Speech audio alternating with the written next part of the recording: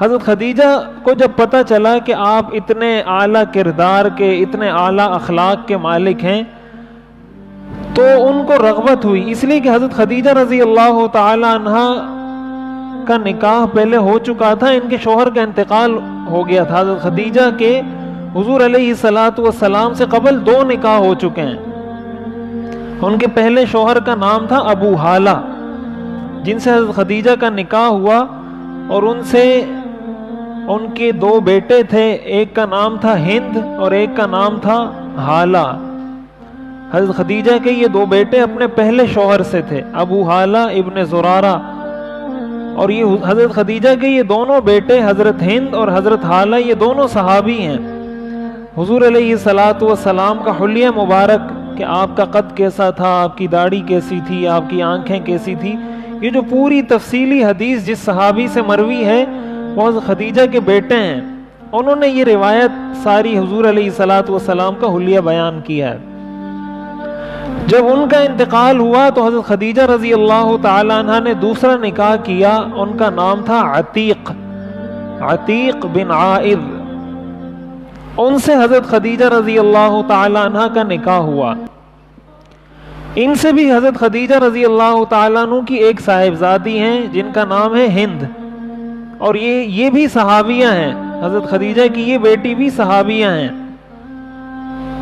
جب ان کا بھی انتقال ہو گیا، اب حضرت خدیجہ رضی اللہ تعالی عنہ نے نکاح کرنا تھا، تو جب حضرت خدیجہ کو حضور کے یہ سارے معاملات کا پتہ چلا، پھر بہت ساری نشانیوں سے، حضرت خدیجہ بہت پڑھی لکھی خاتون تھی، ایک تو تاجر تھی، بہت بڑی مالدار عرب کی خاتون تھی، پڑھی لکھی تھی، زمانے کے حالات سے واقف تھی، پھر اس سے پہلے ان کی 2 نکاح ہو چکے تھے، ان کے 2 شوہروں کا انتقال ہو چکا تھا، تو بہت تجربہ کار خاتون تھیں۔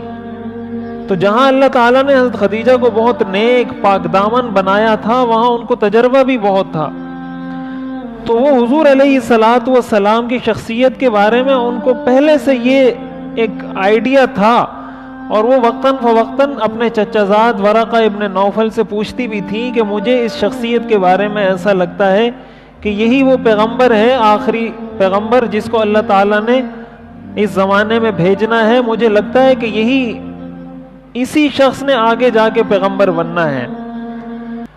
بہرحال حضرت خدیجہ رضی اللہ تعالی عنہ کو حضور علیہ الصلوۃ والسلام کے سارے معاملات کا پتہ چلا کہ آپ انتہائی صادق آدمی ہیں، انتہائی سچے ہیں، معاملات کے بہت صاف ہیں، تو حضرت خدیجہ کو رغبت ہوئی کہ میں اس شخص سے میں نکاح کروں۔ حضور علیہ الصلوۃ والسلام کی عمر اس وقت 25 سال تھی، اور حضرت خدیجہ کی عمر اس وقت 40 سال تھی۔ جب حضرت خدیجہ رضی اللہ تعالی عنہ کو اس میں رغبت ہوئی تو انہوں نے، ان کی ایک سہیلی تھی حضرت خدیجہ کی، ان کا نام ہے نفیسہ بنت منیہ، ان کی سہیلی تھی حضرت خدیجہ کی۔ حضرت خدیجہ کے والد کا تو بہت پہلے انتقال ہو چکا تھا، ان کے چچا زندہ تھے حضرت خدیجہ کے، عمرو بن اسد ان کے چچا تھے۔ تو حضرت خدیجہ نے اپنی اس سہیلی کو کہا کہ جا کے حضور علیہ الصلوۃ والسلام سے میرے رشتے کی بات کرو، حضور سے کہو کہ میں آپ سے نکاح کرنا چاہتی ہوں۔ تو یہ حضرت نفیسہ یہ حضور علیہ الصلوۃ والسلام کے پاس گئیں اور حضور علیہ الصلوۃ والسلام سے کہا کہ آپ کو نکاح کرنے سے کیا چیز مانے ہے۔ حضور علیہ الصلوۃ والسلام نے فرمایا اس وقت میری مالی پوزیشن ایسی نہیں کہ میں نکاح کر سکوں، میں ابھی اتنا مستحکم نہیں ہوں مالی طور پر کہ میں نکاح کر سکوں۔ تو حضرت نفیسہ نے حضور سے کہا کہ تمہارے یہ سارے مسائل حل ہو جائیں گے تو پھر تو نکاح میں کوئی رکاوٹ تمہیں نہیں ہوگی۔ حضور علیہ الصلوۃ والسلام نے فرمایا مجھے کوئی رکاوٹ نہیں۔ بہرحال انہوں نے حضرت خدیجہ کا پیغام نکاح حضور علیہ الصلوۃ والسلام کو دیا۔ حضور علیہ الصلوۃ والسلام اپنے چچا ابو طالب اور حضرت حمزہ ان کے پاس تشریف لے گئے، ان کے سامنے سارا ذکر کیا کہ اس طرح مجھے حضرت خدیجہ کی جانب سے نکاح کا پیغام ملا ہے۔ تو حضور کے جو چچا تھے ابو طالب انہوں نے بھی کہا ٹھیک ہے، اس لیے کہ وہ خاتون تو بہت معروف تھی حضرت خدیجہ، ان کا پاک دامن ہونا پورے عرب میں معروف تھا.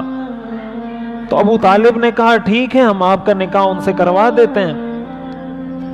تو یہ کہہ کر پھر حضور علیہ الصلوۃ والسلام اپنے چچا ابو طالب اور حضرت حمزہ کے ساتھ حضرت خدیجہ کے گھر آئے نکاح کے لیے. تو حضور علیہ الصلوۃ والسلام جب اپنے چچا کے ساتھ حضرت خدیجہ کے گھر آئے تو نکاح حضور علیہ الصلوۃ والسلام کا ابو طالب نے پڑھایا جو حضور کے چچا ہیں. اور اس میں ابو طالب نے یہ خطبہ پڑھا جو سیرت کی کتابوں میں موجود ہے: الحمدللہ الذی جعلنا من ذریۃ ابراہیم وزرع اسماعیل وضئضئ معد وعنصر مضر وجعلنا حضنة بیتہ وسواس حرمہ وجعلہ لنا بیتا محجوجا وحرما آمنا وجعلنا حکام الناس. یہ انہوں نے خطبہ پڑھا، اپنا نسب بیان کیا کہ اللہ کا کرم ہے، اللہ کی حمد و ثنا جس نے ہمیں بیت اللہ کی خدمت سے نوازا، جس نے ہمیں لوگوں کا سردار بنایا، جس نے ہمارے قبیلے کو بڑا قبیلہ بنایا. ساری اپنی چیزیں ذکر کی. پھر اس کے بعد فرمایا: ان ابن اخی ھذا محمد ابن عبد اللہ لا یوزن به رجل الا رجح به شرفا ونبلا وفضلا.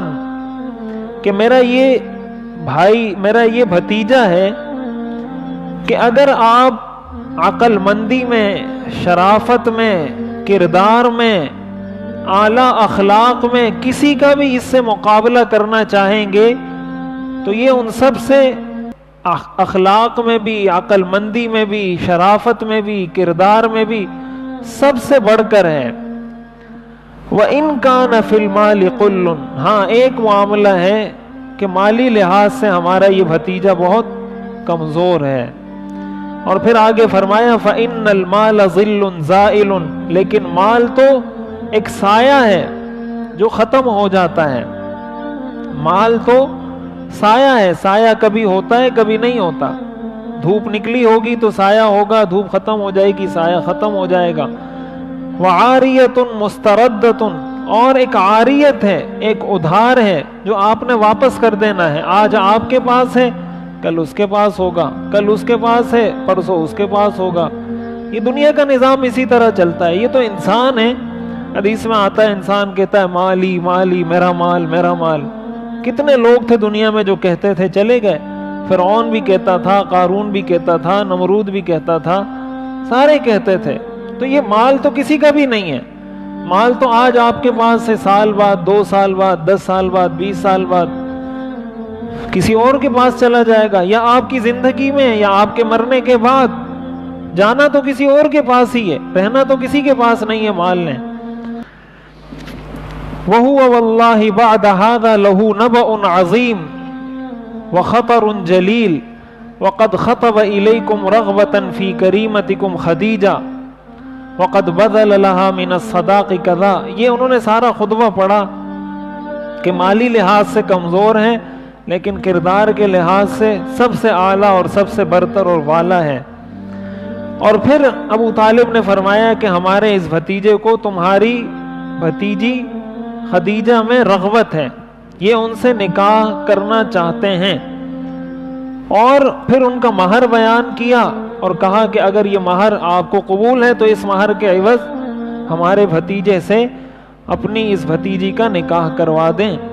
تو جو حضرت خدیجہ کے چچا تھے عمرو بن اسد، انہوں نے حضرت خدیجہ کا نکاح حضور علیہ الصلوۃ والسلام سے کروا دیا. اور یوں حضور علیہ الصلوۃ والسلام کا حضرت خدیجہ سے نکاح ہوا.